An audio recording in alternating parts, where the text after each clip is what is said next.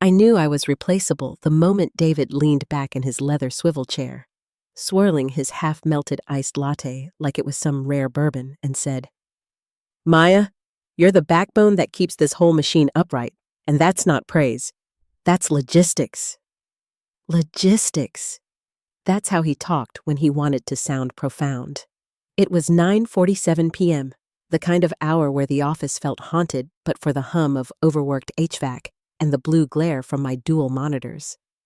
My shoes were kicked under my desk, my cardigan hanging off one armrest, and the procurement portal blinking an error code that meant the warehouse in Tulsa had messed up another outbound. 3 containers of industrial-grade servo motors rerouted to Arizona. No one in Arizona was building anything that needed servo motors, unless there was a secret theme park full of senior citizens designing rockets. But there I was, cross-checking bill of lading documents, reformatting freight manifests, and emailing the night shift supervisor an updated tutorial I'd made months ago because corporate training wasn't in this quarter's budget. David had called it unnecessary overhead. The same David who, in exactly 6 hours, would stride into the Monday operations briefing with his usual salesman glow, slap the conference table, and announce, "We really pulled through on Tulsa, folks. Big save, great teamwork." And everyone would nod because that's what people do when they think the loudest man is the smartest one in the room. Not the CEO, not finance, not even HR. They all treated him like some Silicon Valley visionary trapped in a logistics company. Meanwhile, I sat there at my cubicle in silence, hearing the faint buzz of ceiling lights and the quiet static of my own fatigue. For years, I told myself that silence meant dedication. It didn't. It meant isolation. I'd become the patch kit, mending gaps, smoothing egos, proofreading emails from executives whose grammar errors could trigger compliance audits.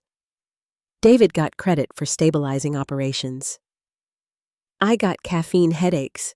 Once, I even rewrote his speech when he confused redundant logistics chain with logistical renaissance. He still got applause. I got to schedule the next team sync. Before we go deeper, if you like stories where the underestimated woman quietly rewires the entire power grid without anyone noticing, this is where you stay. Because what I did next wasn't loud. It was deliberate. The office lights flickered again around 9:58, the kind of flicker that sounded like the building sighing. I scrolled through this project queue, adjusted 3 items that David would later present as his own brainstorm, and opened the merger draft for the 100th time. Just another potential acquisition, nothing binding yet, but I'd learned long ago that the smallest clauses are where the bodies are buried. I highlighted one footnote under transitional logistics oversight, saved it, and emailed it to myself with the subject line, "Read this when they screw you, because they will." Tuesday morning, David brought in a dozen donuts, the good ones from the place across the street that always sold out before 8 a.m. He made some speech about celebrating the Tulsa turnaround, like he'd just negotiated a peace treaty. I took a maple bar, smiled, and listened as he congratulated Aaron from purchasing for flagging the issue early. Aaron hadn't even opened the workflow report, but Aaron was a fraternity brother. Aaron had stories. Aaron once called me Michelle for an entire quarter and never noticed. "Maya," David said finally, with that fake, casual tone he thought made him relatable. "You're so detail-oriented. Love that support energy." Support. Not strategy, not leadership. Support. I laughed under my breath, took my donut, and walked back to my desk. Then I wrote one line in my notebook. Build the parachute before they push you. Because I could feel it coming. The freeze-out, the invisible erosion. Meetings I used to lead suddenly became streamlined. My weekly logistics roundup consolidated into a joint dashboard under David's supervision. I wasn't being demoted. I was being erased. But what David didn't know, what none of them noticed, was that I had never stopped reading those merger memos. And I was the one uploading those documents, the one double-checking every regulatory tag. I was the one who handled the acquirer's boring compliance calls. I was the one who filled in that tiny clause about regulatory continuity. and I knew exactly whose name was tied to it. It happened on a Thursday, which felt almost poetic in a cruel way. Thursdays are when the week starts pretending it's over, but the finish line is still miles away. We were jammed into conference room D, 15 of us inhaling the scent of burnt coffee and fake optimism. The projector was flickering like a dying star, and David, of course, was holding court. He always sat at the end of the table, half leaning back, like he was posing for a leadership magazine cover no one asked for. He was talking about cross-departmental synergy, a phrase that made me want to pour the entire pot of coffee onto the carpet and call it modern art. When there was finally a pause, I raised my hand just slightly, my heart steady, my words rehearsed from a night of folding laundry and plotting survival. I just wanted to follow up, I said carefully, on my application for the Director of Operations transition role. I understand the board's reviewing candidates. I didn't even finish before David laughed, a sharp, nasal laugh that bounced off the whiteboard and landed like broken glass. "Still dreaming of a promotion, Maya?" he said, smirking. "Maybe next decade, huh?" The room froze, not quiet, but that corporate stillness where no one knows if they should laugh or pretend to type. I looked around and saw it. The collective cowardice of people too afraid to blink. "You know that look?" I said later to myself. The one where everyone silently calculates how close they are to the exit. I didn't say another word. I smiled with my teeth, but not my eyes, doodled something on my notepad that I'd later realize looked suspiciously like a trapdoor. David kept going. He always did, dropping phrases like team harmony and long-term vision. Then came the line he must have practiced in front of a mirror. "You're the glue here, Maya. You hold us together. But we can't have the glue trying to be the engine." He said it like it was wisdom. I nodded, wrote engine versus glue in my notebook, and underlined it twice. The meeting ended early, but not for my sake. Nobody looked at me as they left. They didn't have to. I wasn't the kind of woman anyone pictured in a corner office. I was the one who brought extra pens to meetings, who carried the toner box from the supply room because Maya doesn't mind. I walked out into the hallway, heels sinking into the cheap gray carpet. And there was Sandra from HR waiting, clutching her tablet like it might explode. "Hey, Maya," she said, with that syrupy tone people use when they're about to kick you while smiling. "Just a heads up. The director transition role's been filled. David's stepping in on an interim basis." My lips parted, but no sound came. Instead, I felt something colder, calm. "Of course," I said evenly. "Continuity-wise, that makes sense." Sandra nodded, relieved I wasn't crying. She started rambling about leadership optics and maintaining operational cohesion, but I stopped listening. Because what she didn't know, what David didn't know, was that continuity was the very wire I'd been quietly wrapping around their ankles for 6 months. I went back to my desk, closed the door, and opened the archive. My archive, every file, every draft, every version of the merger memo I'd ever touched. Version 14.3.7. There it was. Page 92. Subsection C. Post-merger operations must be transitioned through a board-approved Director of Operational Continuity during the 90-day handoff. Guess who filled out that paperwork? Guess who had already been pre-cleared by the board's compliance wing months ago as a procedural placeholder? My initials were right there, buried in Exhibit L, small but permanent. M.R. Porter, Director, Operational Continuity, pre-cleared. David thought I wanted recognition. What I wanted was permanence. He was still playing company politics like checkers with his golf buddies. I was building chess traps in the legal appendix. That night, I didn't cry. I didn't rage. I just packed my things, left the fluorescent tomb they called headquarters, and drove to the only person who'd understand. Margaret Cole, my old mentor, former director of compliance, and the only woman who ever taught me that quiet doesn't mean powerless. Margaret picked up on the second ring. "If this is about corporate homicide," she said in that dry voice that used to silence entire boardrooms, "the answer's always spreadsheets and plausible deniability." I laughed, the first real sound I'd made all day. "David laughed in my face," I said. "Told the whole room I should stop dreaming of a promotion. HR says he's interim director now." There was a pause, just wind on her end, maybe a bird somewhere in her yard. Then she said, "Don't yell, architect." "What?" I asked. "Architects build quietly," she said. "You don't need applause. You need a blueprint." Her words hit harder than any pep talk. I sat there in my car, parked outside a dark grocery store, fingers tapping on the steering wheel. A blueprint. That's what I already had, wasn't it? I'd been sketching it for months without realizing. Back when the merger was still rumor and the due diligence team was crawling through our systems like termites, I'd been invited to sit in on late-stage logistics calls. Not to contribute, just to document. Legal wanted a body who can spell compliance. During one of those sessions, a clause had come up, a strange one, something the acquirer's legal team had insisted on about continuity oversight. I hadn't thought about it in weeks. Until now. I drove home like a woman possessed, microwaved a frozen burrito I didn't eat, and opened my work laptop before the cheese melted. The VPN took forever, but once I was in, muscle memory took over. Through 4 layers of old SharePoint folders, one literally labeled Final V3. There it was. Folder name, Merger, Due Diligence, June.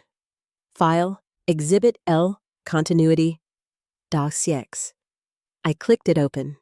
Page 87. The clause was still there.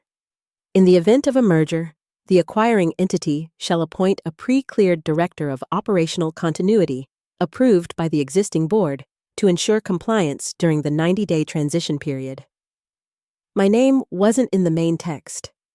That would have been too obvious. But in the metadata, under tracked changes, there it was. Comment from L. Hughes. Legal. Maya R. Porter to confirm designation details. Timestamp 2:14 a.m., 6 months ago. My breath caught. I remembered that night. I'd been cleaning up a vendor backlog while legal pestered me for a placeholder name for the continuity section. I'd filled it in, routed it through compliance, filed it under template updates, and then forgot about it. But legal hadn't. They'd archived it, stamped it, and logged it with the board's pre-clearance file. I leaned back and let out a long, quiet laugh. The kind that starts as disbelief and ends as revelation. The clause wasn't a line in a document. It was a lever. I re-downloaded the file, highlighted the continuity section, then opened my compliance archive. Every email chain from those months, the sign-offs, the timestamps, the routing confirmations, all of it pointed to one thing. I was the only authorized name tied to the continuity clause. David could play king in his PowerPoints all he wanted. On paper, I was the one who held the ignition key. Margaret's voice echoed in my head. "You don't need a sword, Maya. You need a contract." At 1:37 a.m., I opened my personal Gmail, attached the clause, and sent it to myself under the subject, Blueprints Don't Bleed. The next morning, I walked into work wearing the same charcoal slacks I'd worn to my mother's funeral. My grief uniform. David passed me in the hallway, grinning. "Rough week, huh?" he said. "But hey, you've got great instincts. Keep grinding, support Rockstar." Support. Like duct tape. Like spare tires. I smiled. "Sure thing, boss." Then I printed a copy of Exhibit L, slid it into a folder labeled Board Approved, and tucked it behind the expense report proving he'd signed off on the Tulsa reroute fiasco. Each document, each signature, another brick in the foundation of something big. Because when the lights go out during a merger, no one looks for the loudest man. They look for the one who already packed the flashlight. And I had a floodlight. There's a unique sickness that comes from watching someone parade through a victory they didn't earn. David strutted around the office like a reality show finalist, talking about our momentum and the merger's historic potential. He insisted on getting a new headshot, brought in a stylist, rented a ring light that made his skin glow like a glazed donut, even had our intern mock up a fake slide deck called Ops Vision 2026 with a bald eagle behind a forklift because apparently he was the apex predator of logistics. The rest of the team laughed politely, pretended it was inspiring. I just watched, quietly, like someone waiting for the tide to come in. He dropped by my cubicle one morning without knocking. "Hey, superstar," he said, leaning against the divider like we were in a rom-com instead of a corporate circus. "Can you polish this up for the VC pitch? I need it to feel bold but stable, edgy but not chaotic. Think Tesla meets Target." "Of course," I said, already opening my file titled David's Delusions 2026. I gave him exactly what he wanted. Bullet points he could understand, charts that looked important, a timeline that erased his 3-week golf hiatus with the COO. He left humming, satisfied. Good. I needed him loud, visible, burning bright enough to blind everyone else. While he rehearsed his thought leadership, I focused on the paperwork. Compliance logs, routing forms, the kind of things no one reads until something goes wrong. That's where the real power hides, in the footnotes of corporate bureaucracy. One Tuesday night, under the buzz of dying fluorescent lights, I found it again. Proof of everything I needed. My initials on the routing slip for the final compliance packet. Just 3 letters. MRP. Tiny, almost invisible. But next to pre-clearance box, Exhibit K. Operational continuity. And nowhere, not once, was David's name. I stared at that slip for a long time, not with shock, but with that slow, spreading awe of finding a secret passage you built yourself and forgot existed. The acquirer's team had been meticulous. They didn't care about charisma or management style. They cared about continuity, liability, regulatory assurance. They wanted someone consistent, boring, invisible. They wanted me. David, meanwhile, was campaigning like a senator. He got himself added to the investor summary sheet as strategic lead, ops transition. I saw the draft. I even helped format it. I let him keep it because every trap needs good bait. The morning of the investor rehearsal, he winked at me like we shared a secret. "Big day," he said. "Let's make them believe I invented supply chains." I smiled. "You'll do great." He walked away, adjusting his tie, never noticing I was the one tightening the noose he'd be wearing by Friday. I went back to checking routing confirmations and sipping my burnt office coffee like it was champagne. The email came 2 days later. Short, simple, no theatrics. Subject: Continuity Touchpoint. Ops Transition. No CCs, no scheduling fluff. Just, "Hi Maya, can you join for a quick verification ahead of next week's sign-off? Shouldn't take more than 10 minutes. No mention of David. No Outlook invite." Which meant one thing. This was a real meeting. The kind where actual decisions are made. I joined 1 minute early. 3 tiles popped up. Initials instead of faces. Then a woman appeared. Hair in a ponytail, plain white blouse. The calm composure of someone who's seen a dozen multi-million-dollar deals implode and never flinched. "Hi, Maya," she said. "Appreciate you joining. We're finalizing Exhibit K and Schedule L for next week's signing. Just need confirmation that you're still serving as the board-cleared continuity designee. No pleasantries, just business." I nodded. "Yes, my clearance stands. I'm available." "Perfect," she said. "We'll proceed accordingly." That was it. No applause, just the click of a box being checked somewhere on her end. The call ended at 11:12 a.m. I sat in silence, the cursor blinking on my screen like a pulse. At 11:13, I exhaled. Not from relief, but release. Something irreversible had begun. I didn't tell anyone. Not HR, not Margaret, and definitely not David. David was calling it his merger now. Porter's team, he'd announce in meetings, like I was some mascot instead of the one running the entire transition skeleton. We're leading this thing into the future. He even had an intern design a hashtag, #DavidDrivesChange. I nearly choked on my coffee. He hosted a fireside chat in the break room, compared merger strategy to football, and said things like, sometimes leadership means calling your own audibles. I wanted to ask if that was before or after fumbling every operational handoff we'd had for 6 months. Instead, I smiled and took notes, because the more noise he made, the safer my silence became. Thursday morning, I got the email I'd been waiting for. Subject, Exhibit K signature routing. The sender was from the acquirer's legal team. No one else copied. No David. No HR. Just me. Hi, Maya. Confirming you'll be signing Exhibit K, Ops Continuity, on Tuesday. Docs will be prepped. Call initiates 9:30 a.m. PST. We'll loop you in directly. I read it once. Then again. Then I dragged it into a folder labeled Vault. I didn't celebrate. I didn't even smile. Power, I've learned, doesn't need an audience. It just needs a timestamp. Friday. David called a last-minute senior alignment meeting. Let's keep this tight, he told the assistant.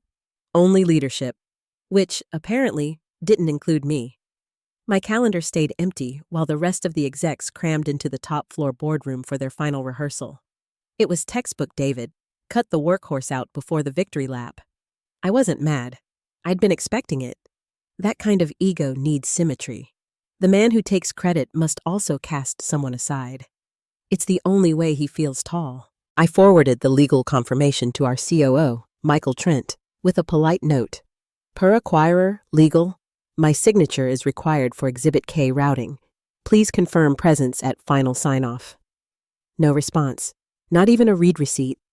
Michael and David played golf every other Sunday. I doubted he'd even open the message. That night, I printed 2 copies of the clearance memo. One for my bag, one folded into the glove compartment of my 12-year-old Camry. The next morning, I woke up at 5 a.m. sharp. No nerves, no shakes. Just calm. The kind of calm that sits in your chest like stone. When I pulled into the office lot at 7:28, the sunrise was bleeding orange across the asphalt. The building looked sterile, scrubbed clean for the big day. Inside, the top floor had been transformed. Fresh orchids, catered coffee, branded folders no one would actually use. The assistant at the door blinked when she saw me.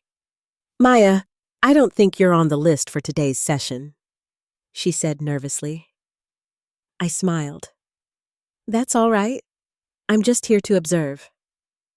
She hesitated, then stepped aside. I slipped into the back row of the investor suite, opened my notebook, and crossed my legs like I belonged there, which, legally, I did. David entered a few minutes later, glowing with self-importance. New suit, fresh haircut, PowerPoint remote in hand like a weapon. He saw me, smirked, then launched straight into his presentation. Navigating operational synergy through transition excellence. I counted 3 jargon crimes in the title alone. For 30 minutes, he strutted, gestured, and pitched the future of a company he barely understood. The acquirer's legal team sat at the far end of the table, listening, but not watching him. Their eyes stayed on the binders in front of them, tracking names, signatures, and procedural chains. Then, at 8:22 a.m., the shift happened. The lights dimmed for the document review.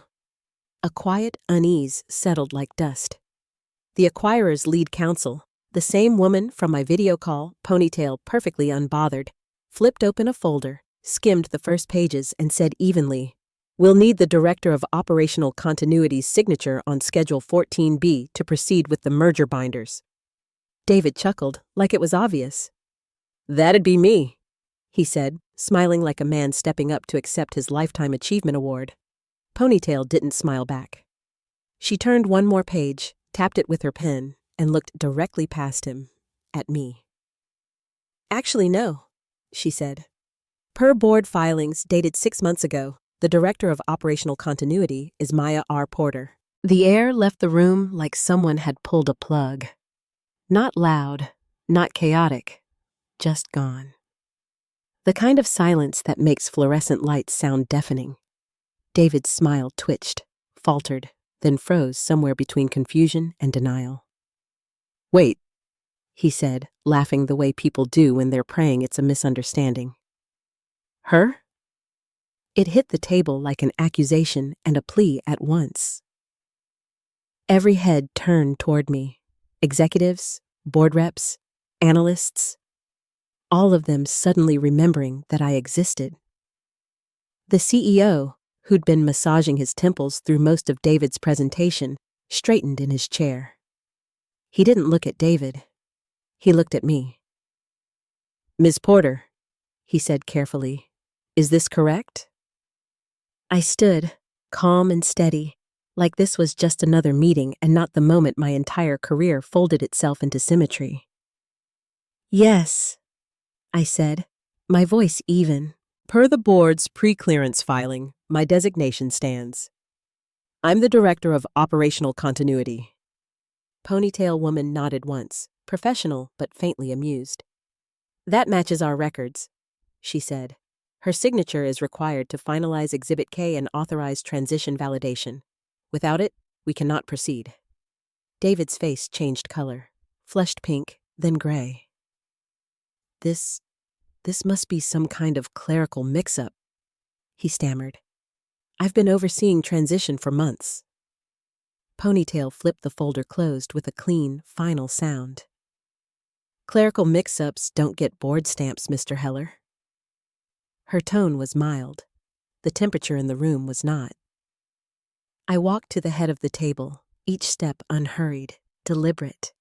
I could hear the small, sharp rhythm of my heels against the carpet. Every eye followed me. David opened his mouth again, but no words came out, just a sound halfway between a laugh and a gasp. I reached the table, accepted the folder from Ponytail, and read the line I'd memorized weeks ago.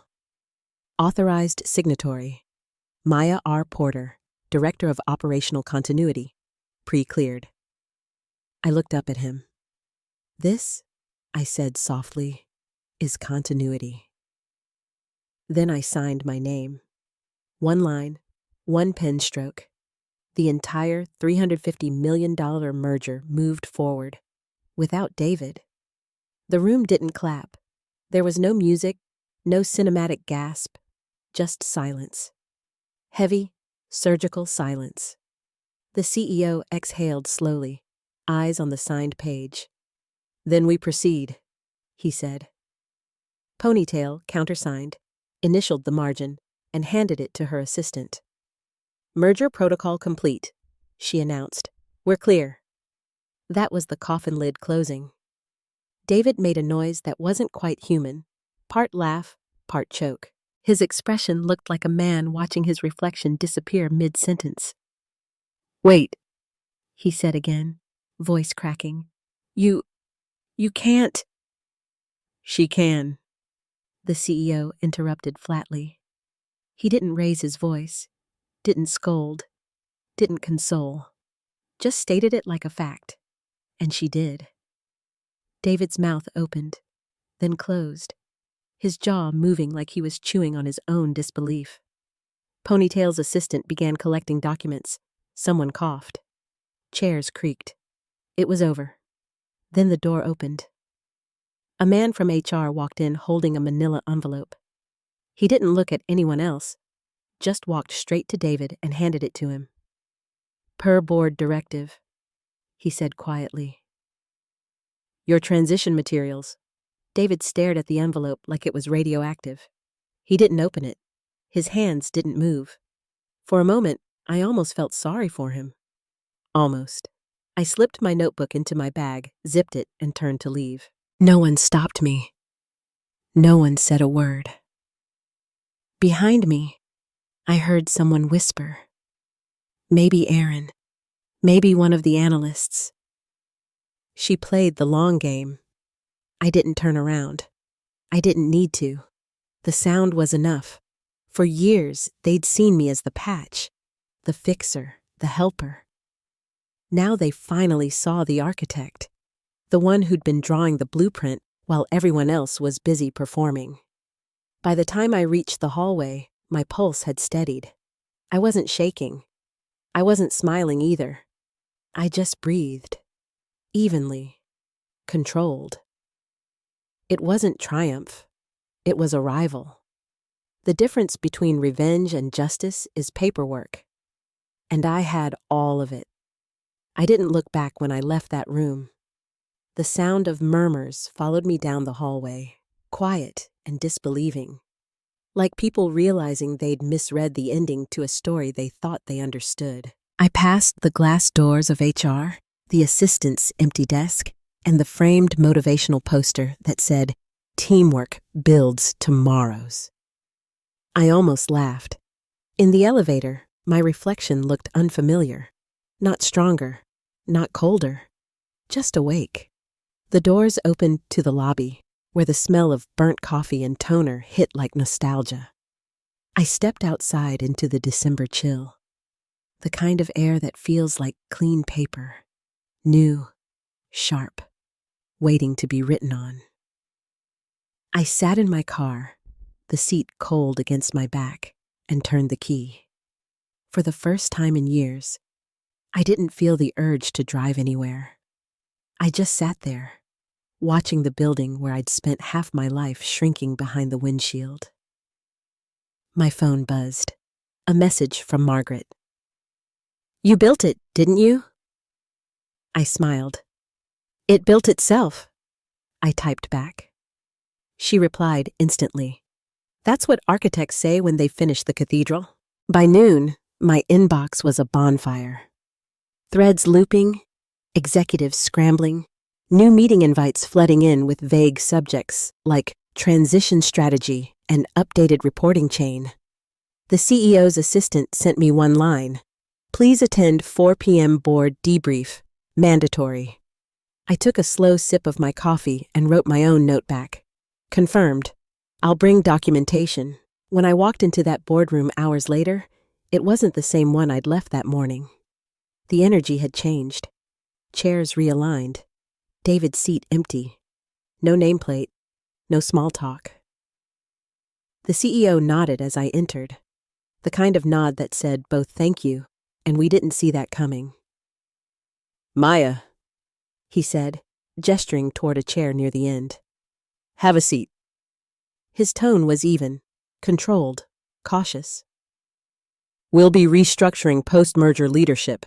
The acquirer's legal team was impressed by your handling of continuity." I knew what that meant. The door was open, but I also knew better than to rush through it. "I'll do whatever the board needs to maintain compliance integrity," I said, steady and polite. He smiled faintly, the kind of CEO smile that means good soldier. But he didn't realize I wasn't marching anymore. I was mapping. That night, I stayed late again, not out of obligation, but by choice. The building was dark except for my corner office light. My corner office. Temporary, technically, but it didn't feel that way. On my desk sat a single folder labeled Post-Merger Integration Phase 1. Inside, schedules, chain of command flowcharts, vendor confirmations. All of it clean, accurate, airtight. I'd written the language myself.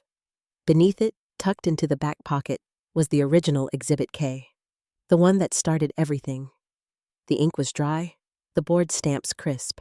I traced my initials at the bottom, MRP, the same letters that had quietly changed the company's trajectory.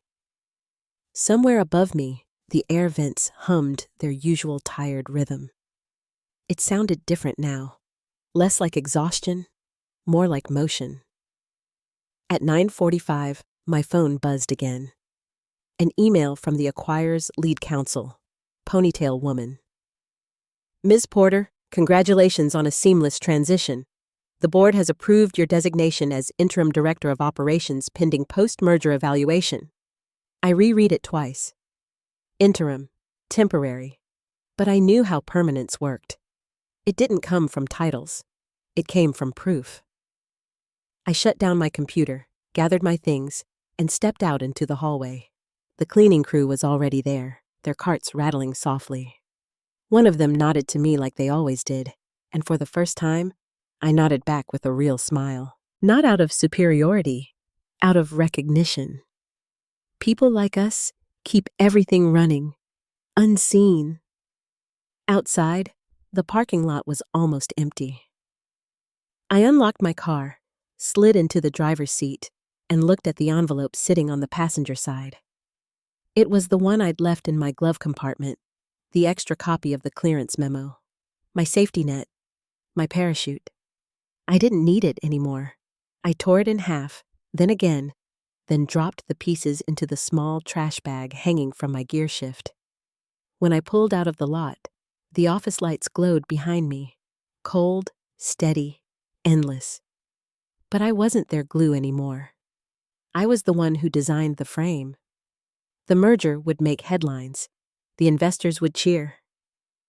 David's name would quietly vanish from the press release, replaced by interim oversight by internal continuity lead. They'd never know how it happened. But I would, because sometimes workplace revenge isn't a scream. It's a signature.